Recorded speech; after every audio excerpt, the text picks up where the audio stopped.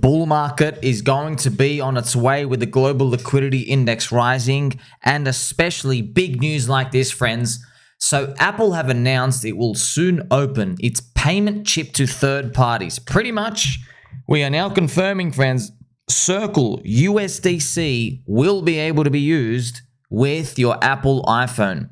And Circle themselves have teased an announcement. They've actually, this tweet is from like Jeremy Allaire. He's the bug eye guy. Literally looks like a bug eye guy. You know what? You don't even believe me. I'll show you. Oh boy. You're telling me Jeremy's not a bug eater himself. He's literally a bug. Friends, he's a literal bug himself. Friends, he's a literal bug. Okay? They can't be trusted. They can't be trusted. And they will actually continue this teasing, friends. They've said pretty much like it's confirmed here, right? He teased tap to pay using USDC on iPhones incoming soon. They've been working on something in the background. This is going to be big, friends. Remember, I just reported on you recently. MetaMask, also Bug Eater Squared, Bug Overlord, Bug Worshippers, Bug Establishment, friends. So they are now releasing a debit card where you can pretty much go and pay with your altcoins and stuff. That's going to be great, man. That's going to be great. So is it going to be great? I mean, like these shit coins are just dropping 90% every 15 seconds. Is it really that good? The rails, friends. It's all about the rails. Look, once we get people just using the stable coins to pay for stuff, it opens people's minds to crypto. They go, what else can I buy? You know, I'm buying real world items. What's on the digital land? Because the real world items you buy, they don't go up. They don't appreciate. If you go buy an apple from the store, you consume it. Okay, apple gone. But what about these digital Pokemons?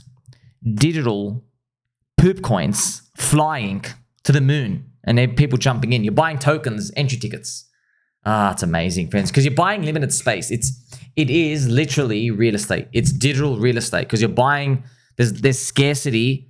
Obviously, it's descendant from Satoshi's vision for the real Satoshi vision, Bitcoin. It's descendant from the scarcity mindset of that. And basically just a limited number of tokens for these coins. So you're buying a share in that, a share in the community. Okay, a piece of the community. Not like shares, there's no earnings and stuff being put in. You're just buying real estate on a community. And if the community keeps growing, it's worth a lot based on the attention. Okay, so that's what it comes down to. So this type of news is going to be big. It is big right now, friends. This third-party access, these things start inserting themselves. And then you can start to see how we actually get a bull market appearing. Because a lot of people say, where's retail? There's no retail. No one's coming in. I'm like, look, Brad, this happened every time. You know, exactly 4 years ago, people were telling me the exact same thing. And I go, well, look, man, I don't know, just prices go up and then people just invent narratives themselves and then things just happen. That's exactly what happens, man. It's literally that price moves first. Got it? Price moves first. Narrative follows after. I've made so many videos about this, dozens of videos about this last year. Over and over and over again. Price moves first. The demand comes in and then people fill in the blanks. They go, oh, the demand come in because more people are coming in, and then it becomes a reflexive prophecy itself. Shout out to Pulsorian. Looks like they are making preparations for 2025 to be an epic year in crypto. Yeah, man, it does feel like that. It's building up. By the way, these types of news, you want them to be hyper reactive, but they're actually not. You know, 4 years ago, friends, they got DejaVu, right? There were PayPal news. Because PayPal was like obviously nothing to do with crypto. Well, basically fading it. But then 4 years ago, we started hearing about, oh, PayPal have like basically they did an early contract with some company. They're getting into crypto. And it was like very, very early remnants. Or the CEO has left PayPal and they've gone to somewhere else. It's pretty much, if you just, like the news was there and Bitcoin was $8,000. I still remember exactly where we were on the chart. And it was interestingly enough, I still remember telling my friends about it and they're like, nah, it doesn't mean anything. I still remember these, friends. It was after zombie virus and it was around here. It was around here. This part. So it was literally this boring part. It's funny enough, exactly where we are now. By the way, this is Bitcoin halvening.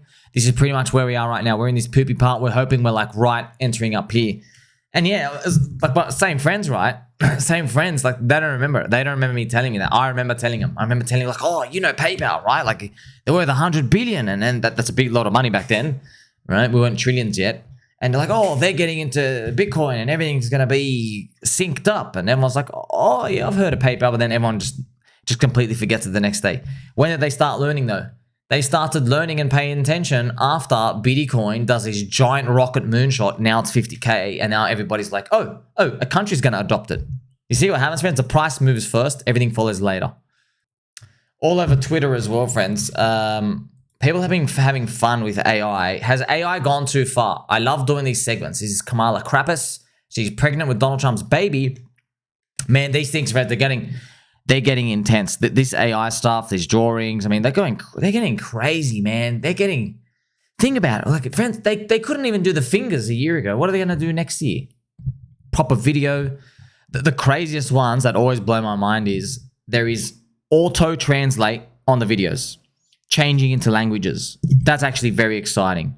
Like, imagine YouTube. I do imagine YouTube and Google one day, you just watch all of my videos in just another language. It'll just translate to Espanol or something else, Chinese. That'd be funny. And I remember the 9-inch guys, they put my voice through a Japanese AI voice changer, and it flipped me out. It was literally my voice. I was speaking, hey. It was speaking full-on Japanese, told my Pokemon Island, and it was just, it blew my mind. No stuttering, no nothing. And it sounded like me. And man, it's going to blow up. It's literally going to blow up. I wonder what the future holds. I hope we're going to buy a shit coin that can participate in it. It's funny, man. People bought AI coins that just used images, creating JPEGs a year ago, because they wanted to participate in AI. Then the NVIDIA thing comes on. Now they have different AI protocols which are using AI in crypto. No one uses it. It's just like, hey, we want to speculate on AI because it's cool and it's a big attention thing right now. How do we build companies around it? You can't in crypto, pretty much. What they do is they attach a token to something and they use all the buzzwords to try and get everybody in. And guess what? Some of them, man, did some epic 100Xs. It's just unfortunate. We had no idea about them. They're just like all a bunch of AI grifts. And then NVIDIA ends up popping off, I think January or February of this year, and then they continue their run up. So it's a lot of it has to do with luck. Luck, but you got to believe. You really have to believe in it first.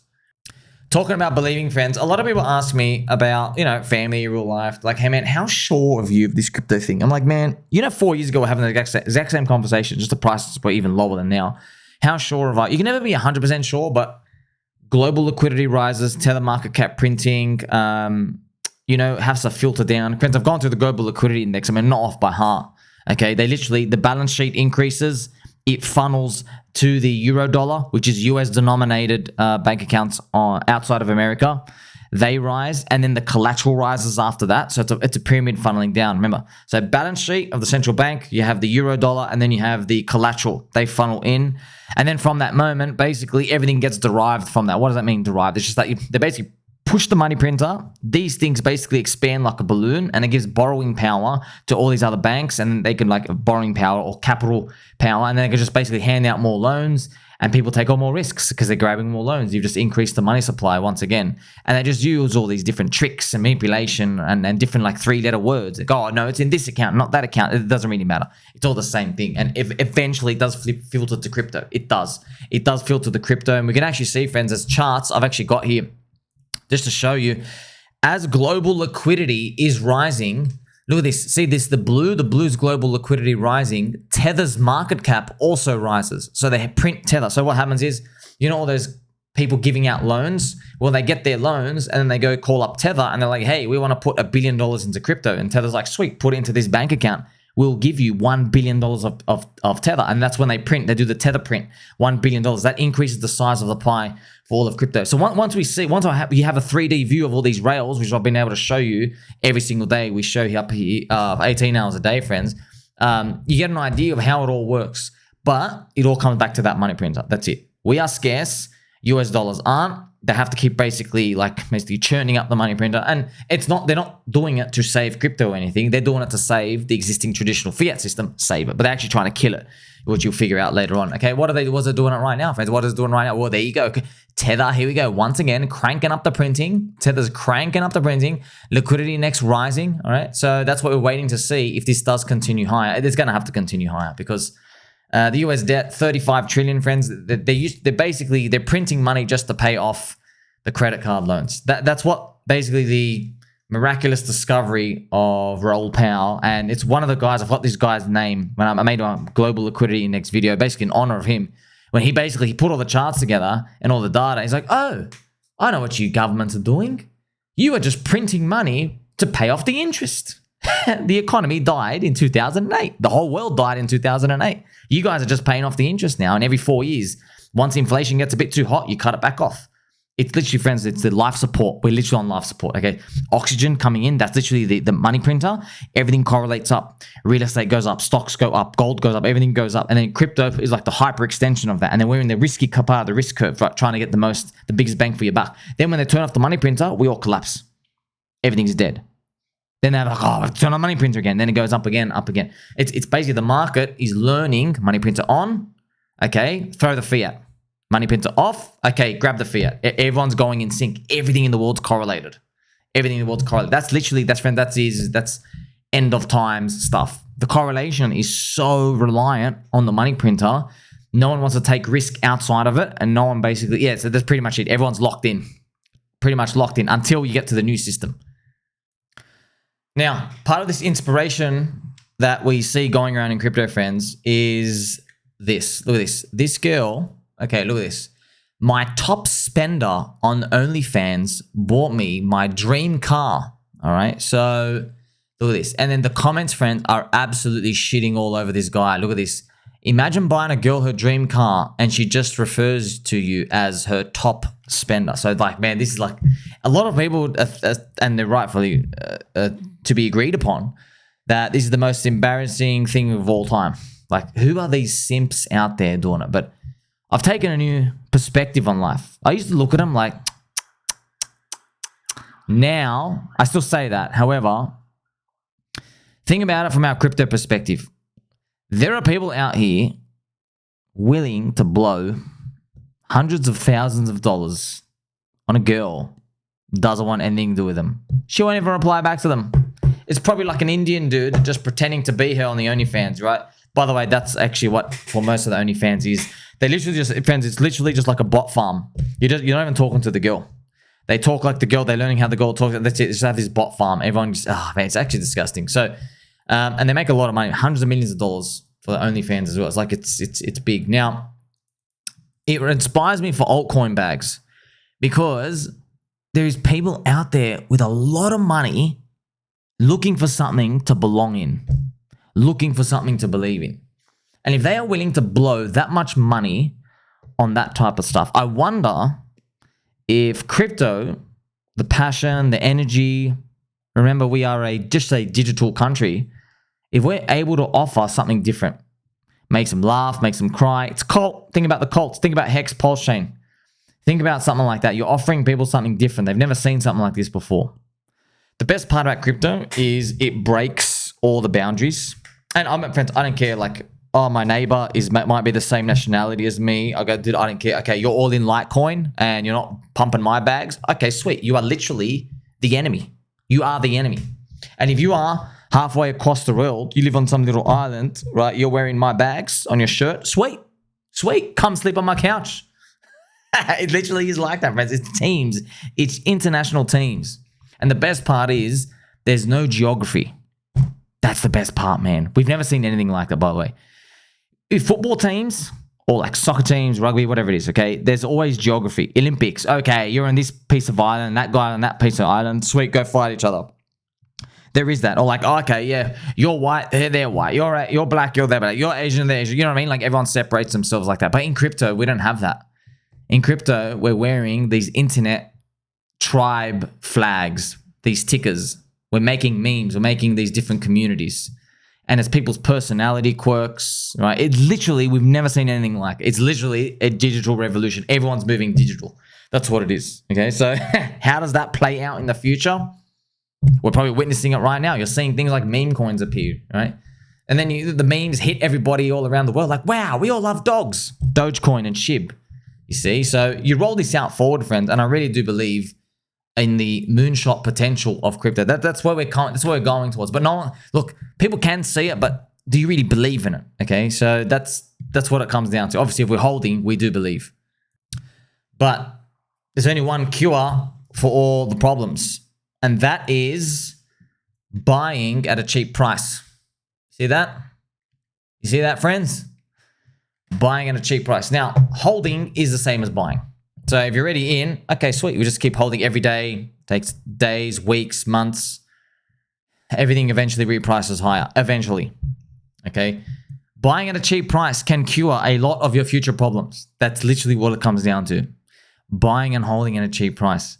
10 million market cap is 100x to 1 billion. And man, it's funny. Once you get bit by the bug, once you actually see it happen, once your coins actually start moving towards there, they don't even hit the target, the dopamine levels, you can't get this anywhere else. Why would you go gamble on anything else?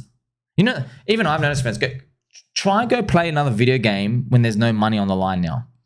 It's just not the same, man. Once you've experienced this, you can't go back. You literally can't go back. Your receptor's fried.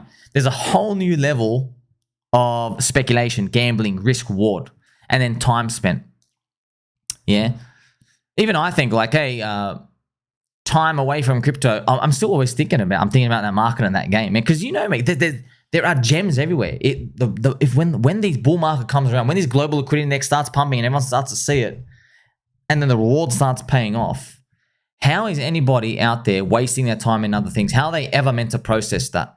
Okay. Now, right now, they're not taking anybody seriously. But once you start to see Bitcoin 100K and the media attention part of the cycle appear, that's when they start to go, what are we missing out on? 100,000? You were telling me about it at 5. Like they start thinking about that.